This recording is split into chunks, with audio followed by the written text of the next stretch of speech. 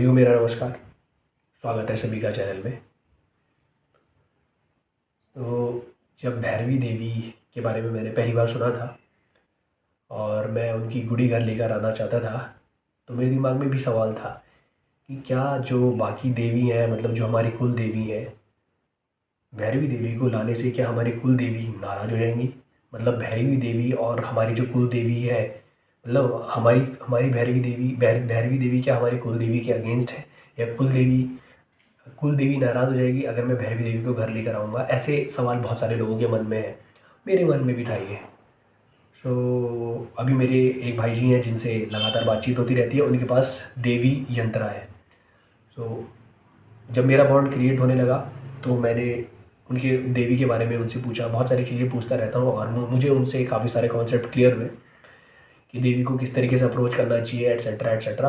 और फिर एक दिन उनसे ऐसी बातचीत हुई तो मैंने उनसे पूछा कि क्या कुल देवी जो है वो, मतलब भैरवी देवी और कुल देवी एक दूसरे के अगेंस्ट तो नहीं है? तो उन्होंने मुझे क्या बताया, उन्होंने ये कहा कि जो भैरवी देवी है, भैरवी देवी आदि शक्ति या फिर जो फेमिनाइन एनर्जी है इस दुनिया में।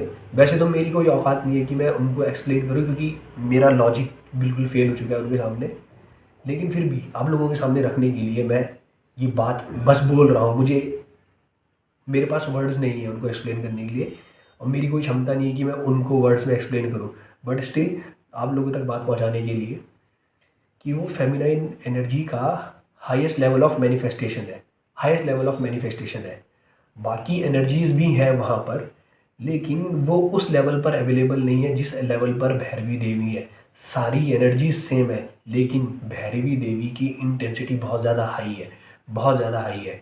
और ये सदगुरु बोलते हैं, और जो जो बात सदगुरु बोल रहे हैं वो चीज़ें मेरे लिए, एटलीस्ट मेरे लिए लिविंग एक्सपीरियंस होती जा रही है। What ever he said is is a living experience for me. जो जो प्रैक्टिसेस मैं करता हूँ और उन प्रैक्टिसेस के बारे में जो जो सदगुरु ने कहा था, धीरे धीरे मेरे लिए लिविंग एक्सपीरियंस हो रही है। तो सदगुरु ये कहते हैं कि जो लिंग भैरवी देवी वो हाईएस्ट मैनिफेस्टेशन है फेमिनाइन एनर्जी का। तो एक ही एनर्जी है, एक ही जो एनर्जी है उसी, वो एनर्जी अगर देवी है हाईएस्ट फॉर्म में, तो बाकी एनर्जीज भी वही है। चाहे फिर हमारी कुल देवी है, चाहे कोई भी हो, वो सारे के सारे, अगर वो देवी देवता है तो हमसे कहीं ऊपर है। हमारे जैसा इंटेलेक्ट नहीं होगा उनका, और एक दूसरे में लड़ाई वाली तो कोई बात ही नहीं हो सकती। एक दूसरे में लड़ाई वाली कोई बात ही नहीं हो सकती। अगेंस्ट वाली कोई बात ही नहीं हो सकती। वो दोनों सेम चीज़ है। और आपको, मतलब कुछ आपको अगर भैरवी देवी के प्रति मन में श्रद्धा आई है, तो ऐसा कुछ नहीं कि हम अपने घर में बहुत सारे भगवानों की पूजा करते हैं, शिव जी, विष्णु, चाहे फिर आप अपने गुरु की पूजा करने लोगे, आपके घर वाले कभी भी आपको मना नहीं करेंगे, क्योंकि उनको पता है कहीं ना कहीं कि these all are the same thing. तो आप क्यों, अगर आपको आपके मन में ये है कि मेरे भैरवी देवी की मेरा पूजा करनी है, कुछ करना है, तो इसमें कुछ गलत नहीं है। आप उनको भी अपने पास लेकर आ सकते हैं। और वैसे भी हम बहुत सारे लोग ऐसे हैं कि उनके घर में कुल देवी कोई और होंगी, लेकिन हज़ारों लोग वैष्णो माता जाते हैं, लाखों करोड़ों लोग वैष्णो माता जाते हैं, मनसा देवी जाते हैं, और माँ आदिशक्ति के बहुत सारे मंदिर हैं और बहुत सारे मंदिरों में लोग जाते हैं। तो क्या वो सारी देवी देवता है उनके कुल देवी, वो सारी देवियाँ क्या कुल देवी के अगेंस्ट है? नहीं है। भैरवी देवी के लिए हमारे मन में ये सवाल क्यों आ रहा है कि ये हमारे कुल देवी या देवताओं के अगेंस्ट हो सकती हैं? बिल्कुल भी नहीं, बिल्कुल भी नहीं। वो हाईएस्ट लेवल ऑफ मैनिफेस्टेशन है फेमिनाइन एनर्जी का। और जिन जिन लोगों ने देवी साधना करी है, जिन जिन लोगों तक देवी पहुंची है, उन लोगों को पता चल गया होगा कि भैरवी देवी अगर प्रेजेंस देने लगी हैं तो किस लेवल की हैं। और आप उनको, आपके पास मेन चीज़ ये है कि उनको एक्सेस करने का तरीका आपके पास है, क्योंकि जिन्होंने उनको, जिनकी वजह से वो सृष्टि में आई, उनकी रचना हुई है या फिर उन्होंने वो फॉर्म लिया है, वो मास्टर अभी जीवित हैं। उन्होंने प्रोसेस डिज़ाइन किए हुए हैं। तो जो प्रोसेस डिज़ाइन करे हुए हैं उनके थ्रू हम देवी तक पहुंच रहे हैं। इसीलिए इस समय पर वो ज़्यादा एक्सेसिबल है। और अब डेली बेसिस पे आप देख रहे हो कि देवी भैरवी जो है बहुत ज़्यादा फेमस हो रही है, because she is available. Okay. So यही है, कभी भी अपने दिमाग में ये मत आने देना है कि ये देवी देवता किसी और के अगेंस्ट है। मेरे दिमाग में भी शायद एक महीने पहले, 15-20 दिन तक यही मेरे दिमाग में था कि मैं किसी और देवी के टेम्पल में नहीं जाऊंगा। लेकिन फिर उन्होंने मेरे को बताया कि ऐसा कुछ भी नहीं है, ऐसा कुछ भी नहीं है, सारी देवी एक है। लेकिन ये कहा जाता है कि भैरवी देवी को अगर आप लेकर आ रहे हैं तो सबसे पहले आपके दिमाग में यही आना चाहिए कि भैरवी देवी पहले नंबर पे इन द सेंस उनको पहले नंबर पे इसलिए रखना है क्योंकि सदगुरु कहते हैं कि अगर आप उनको हाईएस्ट लेवल पे ट्रीट करोगे, तो हाईएस्ट लेवल रखोगे, ट्रीट नहीं, हाईएस्ट लेवल उनको रखोगे अपने अंदर, तो वो फिर अलग ही फॉर्म में आएंगी, मतलब वो फुल्ली आपके पास आएंगी। लेकिन अगर आप मीडियोकर लेवल पर चलोगे तो मीडियोक्रिटी आपको नज़र आने वाली है उस तरफ से भी। सो जिस लेवल पर आप चलोगे उसी हिसाब से वहाँ से भी चीज़ें आएंगी आपकी तरफ। तो मेरे लिए केवल और केवल वही है जो भी है, और कुछ भी नहीं। और ऐसे हज़ारों लाखों लोग हैं जिनके लिए भैरवी देवी ही सबसे बढ़कर है, सबसे बढ़कर है। और उनके जीवन में मैजिक ही मैजिक हो रहे हैं, उन्होंने कभी सोचा भी नहीं होगा ऐसा हो सकता था, और होने लगी है वो चीज़ें।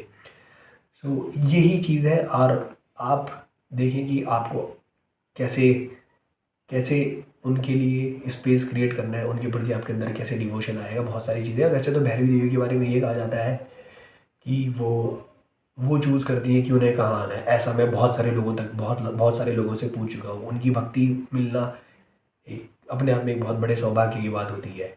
बहुत सारे लोग देवी साधना करते तो हैं लेकिन उनको कभी देवी की प्रेजेंस नहीं मिलती है। जैसे मैंने पिछले साल देवी साधना करी थी, मुझको पता भी नहीं चला कि देवी क्या होती हैं। और इस बार मैंने देवी साधना नहीं करी, बट मेरे को उनकी जो प्रेजेंस मिली है दैट इज़ अनबिलीवेबल। और उसके बाद से आई एम स्पीचलेस बिल्कुल। वो एक लिविंग एंटिटी है, लिविंग एंटिटी है। ऐसा नहीं है कि जो आपका साधना स्पेस है वहीं पर होगी, no, she is available everywhere everywhere. So आपको अपने आप को वैसा बनाना है कि she will be available to you, she is always available whether you have made yourself receptive और not, that is the thing. और ये मत समझिएगा कि जो लोग डिवोटी हो जाते हैं या कुछ हो जाता है उनका उनका दिमाग नहीं चलता, नो, कैन नेवर हैपन। बहुत तेज है, बहुत ही तेज। बिकॉज लॉजिक ख़त्म हो गया, ओनली मैजिक। लॉजिक ख़त्म हो गया, मैजिक हो रहे हैं। श्री रामानुजन के बारे में आपको पता था, उनके जैसा मैथमेटिशियन नहीं हुआ है। He was a devotee of Devi Maa. So बहुत सारे ऐसे लोगों के एग्जाम्पल हो सकते हैं। स्वामी विवेकानंद भी काली माता के टेम्पल में जाते थे, और जो उनके गुरु थे श्री रामकृष्ण परमहंस, वो भी मदर गॉडेस की ही बात करते थे। कुछ तो होगा, इतने बड़े बड़े लॉ, बाकी लोगों को आप पीछे छोड़ सकते हो, लेकिन श्री रामानुजन और विवेकानंद ये तो टॉप लेवल के माइंड्स हैं ना, टॉप माइंड्स हैं। सो इनको आप नहीं पीछे छोड़ सकते। सो थोड़ा सा अगर आप टेक्निकल भी हो, आप में दिमाग है, तो आप ये सोचो कि विवेकानंद जैसा इंसान तो पैदा ही नहीं हुआ दूसरा, उनके पास कहाँ से ऐसा आया होगा नॉलेज। एक बार उस टेम्पल में जाकर देखें, वो लिविंग एंटिटी है, लिविंग एंटिटी है वो। सो यही चीज़ थी। आप कभी भी ये ना समझें कि वो किसी के अगेंस्ट होगी। लेकिन मैं आपको एक चीज़ बताऊंगा हमेशा कि आप अगर किसी चीज़ में कदम रख रहे हैं तो आप ये चीज़ देखना कि आप अपने आप को 15-20 जगह ना फंसा लें। और अगर आप किसी एक एनर्जी से कनेक्टेड हो जाते हो तो वो ही इनफ होता है, वो ही इनफ है। बस किसी और से कनेक्ट होने की ज़रूरत नहीं है, उसी के थ्रू आपको बाकी चीज़ें अवेलेबल हो सकती हैं। और ऐसा देवी भैरवी के केस में है। बाकी देवियों के बारे में मुझे मालूम नहीं है, परंतु ये मेरे लिए लिविंग एक्सपीरियंस है। सो आई होप कि मैं अपना पॉइंट क्लियर कर पाया हूँ, आप लोगों को ये बात समझ आई होगी। सो वीडियो के नीचे कमेंट कर दीजिएगा कि आपको वीडियो कैसा लगा, और ताकि लोगों को पता चले कि भैया वीडियो में क्या कंटेंट है और देखनी चाहिए नहीं देखनी चाहिए। साथ ही साथ वीडियो को लाइक, शेयर, और जो पहली बार आ रहे हो प्लीज़ प्लीज़ चैनल को सब्सक्राइब करें, क्योंकि हमें बहुत सारे लोगों तक पहुंचना है। और मैं आपसे ये रिक्वेस्ट करूँगा कि जितने यंग लोग हैं उन तक ये कंटेंट ज़रूर पहुंचाएं, क्योंकि उन्हें सबसे ज़्यादा ज़रूरत है, बहुत ज़्यादा ज़रूरत है। क्योंकि वो लोग आँख बंद करके जी रहे हैं, आँख खोल के जीना है, आँख बंद करके नहीं जीना है। अगर किसी और टॉपिक पे वीडियो चाहते हैं प्लीज़ कमेंट सेक्शन में कमेंट कर दीजिएगा, मैं एक और वीडियो उसी टॉपिक के ऊपर बना दूंगा। मिलते हैं फिर अगली वीडियो में, तब तक के लिए नमस्कारम। लेकिन नमस्कारम से पहले मैं एक बात हर वीडियो में बोल रहा हूँ कि let's prepare for the worst condition and hope for the best condition. मिलते हैं फिर अगली वीडियो में, तब तक के लिए नमस्कार, धन्यवाद।